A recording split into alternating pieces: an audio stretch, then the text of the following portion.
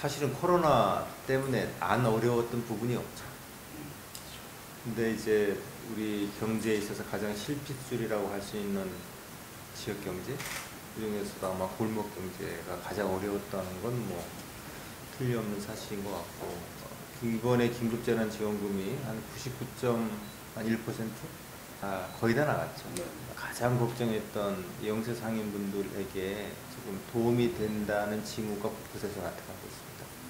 그래서 뭐 언론 보도를 통해서도 좀 그렇고, 뭐 소상공인진흥공단이라든지 이런 데서도 아직 정확한 통계는 나올 수가 없는 게, 저희가 이걸 한 5월 4일 현금 지급부터 시작해서 5월 11일 카드 지급을 이렇게 순차적으로 해오고 있기 때문에, 그게 이제 수단별로 다 집계가 되지 않으면 이게 정확하게 나오긴 어렵지만, 그래도 벌써 시장에서 느끼는, 체감하는 영세상인들의 그 소위 소비 심리 회복 효과는 아주 명확한 것 같아요. 그래서 저희도 이런 소상공인진흥공단이라든가 각종 업계의 이런 그 효과 말고 좀 종합적으로 이제는 99.1%가 지급이 됐으니까 효과 분석을 하려고 합니다. 그래서 1차적으로 아마 제일 먼저 분석이 가능한 건 카드 지급 한 부분들에 대한 일 것 같고요. 카드 지급한 금액은 중에서는 한 60%가 넘게 일단 소비가 된 것으로 저희가 지금 파악을 하고 있기 때문에, 그 부분에 대한 분석부터 시작해서 분석을 지금 할 계획으로 있습니다. 뭐 현장에 사실 나가보면 대단히들 좋아들 하세요. 근데 그 좋아한다는 게 뭐 금전적으로 조금 더 국가에서 지원을 받았다라는 그런 느낌도 있지만, 그래도 이런 어려운 상황에서 국가가 이렇게 위로를 해주고 그 돈을 갖고 조금이라도 이렇게 소비에 보탬이 될 수 있다는 그런 자긍심이나 성취감 같은 것도 계신 것 같아서, 저희는 이번 재난지원금이 뭐 우여곡절이 많았지만 골목 경제를 살리는 데는 굉장히 큰 효과가 있었다, 일단은 이렇게 생각하고 좀 정밀 분석을 하도록 그렇게 하겠습니다. 일단 이번 긴급재난지원금은 말씀하신 것처럼 이제 8월 말까지 쓰도록 되어 있기 때문에, 그 소위 보릿고개 시기를 넘기기 위한, 이 소비를 진작시키기 위한 불씨 정도로만 지금 생각을 하고 있는 거고요. 다만 이 불씨가 좀 본격적인 소비 활동으로 좀 벌어지기 위해서 다양한 자치단체별 소비 진작 운동을 지금 전개하려고 하고, 정부도 뭐 코리아 페스타부터 시작해서 동행 세일 등 각종 시책을 다 준비를 하고 있습니다. 그래서 그런 정부 차원의 시책, 또 말씀드린 자치단체 차원의 소비 진작 시책들이 좀 이렇게 얽혀져서 또 이번에 뭐 착한 소비 운동에서 이렇게 보이는 것처럼 그런 소비가 어떤 특정 주체가 일시적으로 하고 마는 게 아니라 국민들께서 동참하시는 그런 이제 소비 운동으로까지 좀 확대가 된다면, 우리가 다른 나라보다도 훨씬 더 빨리 이 코로나로 인한 이런 어려운 시기를 벗어날 수 있지 않을까 하는 그런 기대감을 갖고 있고요. 지방 정부 차원에서도, 또는 지방 정부와 함께 일하는 행정안전부 차원에서도 지방 재정을 그 국가 재정 못지않게 지출 구조 조정을 통한, 예를 들면 소비 진작 재원의 마련이라든가, 그 다음에 뭐 신속 집행이라든가, 뭐 지역의 일자리 창출이라든가 하는 부분에 더욱더 역점을 둘 계획으로 있습니다. 그래서 이 부분에 있어서는 사실은 전례가 없던 일을 저희가 당하고 있어서 전례가 없게 대응해야 된다는 게 저희 생각입니다.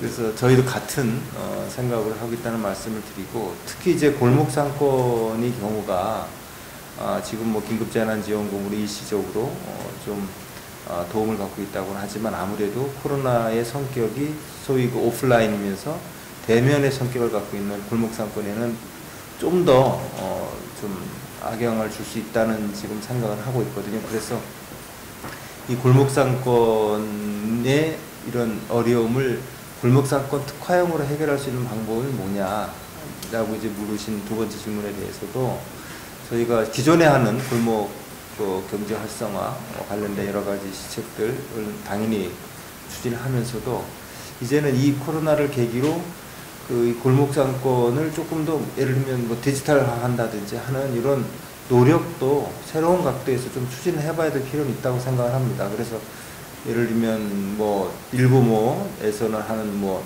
배달앱을 자체적으로 자치단체에서 뭐 이렇게 연계해 준다든지 하는 이런 다양한 골목 상권이 자체가 안고 있는 핸디캡이 극복될 수 있는 방안을 좀 추진했으면 하겠고요.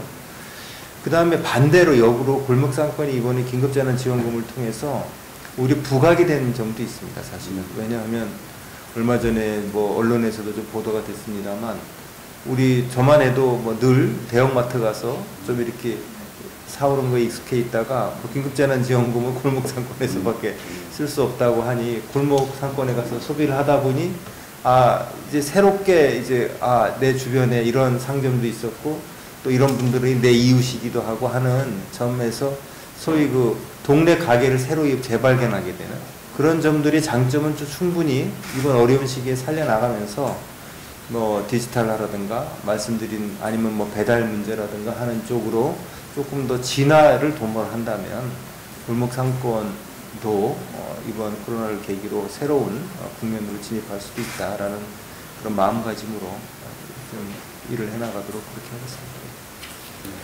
이 질문에 대한 답을 사실은 2차 추경하면서 또 국회의원님들께도 좀 말씀을 드린 적이 있는데, 지역사랑제 상품권이 이제 뭐 또는 4%, 8%, 10% 이렇게 할인 제도를 통해서 지역 소비를 진작시키는 방법으로 지역 화폐라고도 합니다만 어쨌든 지금 많이 사용되고 있고, 정부는 지금 벌써 6조, 그 다음에 3차 추경을 통해서 9조까지 발행을 확대하려는 계획이 있거든요.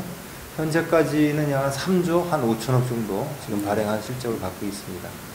현장에서는 물론 지역 제한은 있기는 하지만 이 지역사랑 상품권을 소위 쓰는 재미가 있다고 말씀하시는 분들이 많아요.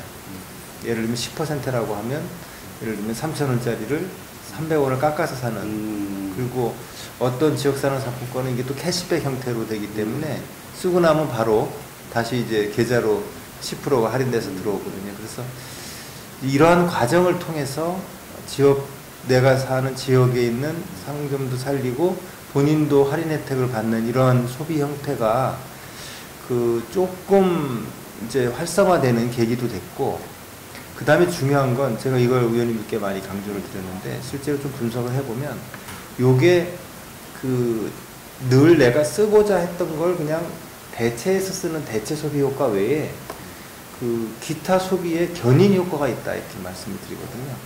그러니까 이걸 통해서 보다 이제 쓸 것만 쓰는 게 아니라 조금 더 소비를 창출하고 견인하는 그런 효과가 나타난다는 그런 분석들이 있습니다. 어쨌든 그런 부분들이 있어서 당분간 이 어려운 시기에 골목 경제를 살리는 데는 저희 행안부 입장에서는 지역사랑 상품권도 굉장히 중요한 수단이 된다, 이렇게 지금 말씀드리고 있고, 이번에 그래서 3차 추경에도 저희가 3조를 추가로 국회에 요청해 놓고 있는 상태에 있습니다.